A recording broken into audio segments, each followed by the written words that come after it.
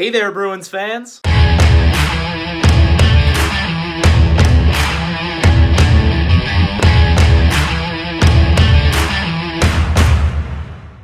Welcome back to BNG Hockey, where it's always black and gold. Some crazy news coming from the team today as the Bruins announced that they have waived forward David Backes with the purpose of being sent down to the Providence Bruins. Let's talk about this. Now, I'm sure most of you remember the day that the Bruins signed David Backes to a 5-year deal in which he would make $6 million per season. There was a lot of mixed feelings when it first happened, but a majority of fans felt like it was a little too much for a player who was only getting older and slower and putting up less and less stats with each season. Well, that's exactly what happened, so if you predicted that, congratulations, you were right, because David Backes played in 217 games for the Bruins, only putting up 94 points. That's not a lot for a guy who's making $6 million. And this season he played in 16 games, scoring 1 goal and 2 assists. So it's not shocking to see him sent down because of the stats, but it is shocking simply because at one time this guy was an all-star,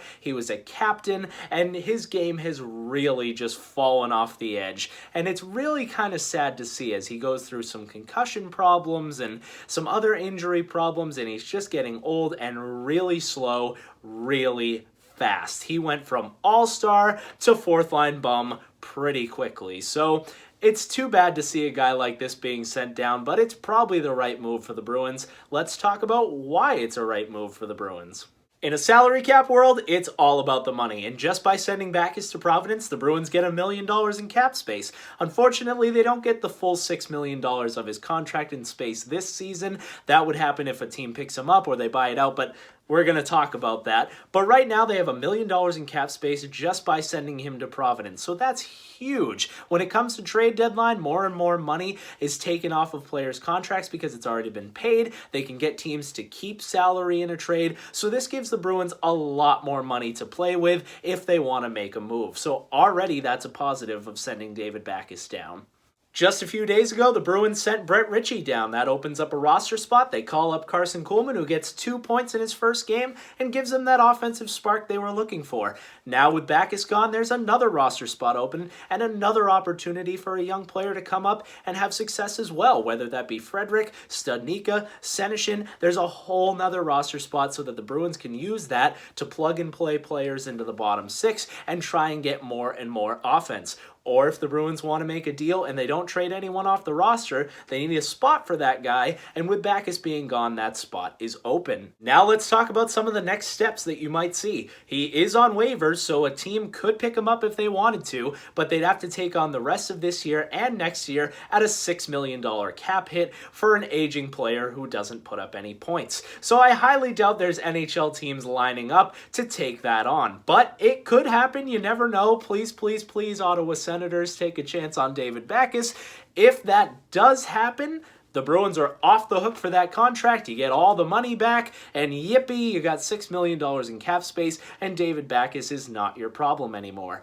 I highly doubt that happening. So the Bruins could then buy out his contract. They would probably wait till the end of the season because they're basically already paying him anyway this season, so the money would be about the same. But in the offseason, they can buy him out and get that $6 million and break it up into tiny little pieces, similar to like they did with Bolesky and Seidenberg, so that you'd pay $2 million for 3 seasons, and then you would pay out the money that way, so that there's not $6 million in dead cap space each year. It would only be $2 million in dead cap space. Or they pay $3 million one year and $3 million the next year, and only $3 million would be dead cap space. The Bruins would just have to figure that out. Or David Backes could retire. As I said before, he has had a lot of injury problems recently. He's not going to find a spot in the NHL. It's highly unlikely. He could be just going down there to rehab a little bit and get some playing time. He's barely played. He's always been a scratch for the Bruins pretty much. So maybe they're sending him down to get some playing time and then he gets called back up.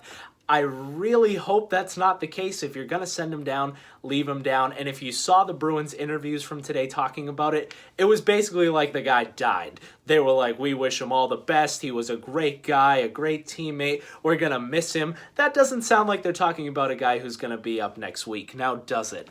So I wouldn't be surprised if we see David Backes retire. I don't even know if he'll want to play with the Providence Bruins. I doubt he'll want to move to Providence or commute to Providence and play with all these 17-year-olds who are even faster than some of the guys in the NHL that he couldn't keep up with already. So it's going to be an interesting saga. Let's see how it goes out for the next couple of days. But again, I feel bad for David Backes, but it's definitely the right move by Boston. That's all I got for you in this one. Let me know your thoughts on David Backes being waived down below in the comments. If you enjoyed this video, make sure to give it a big like, and if you haven't already, subscribe.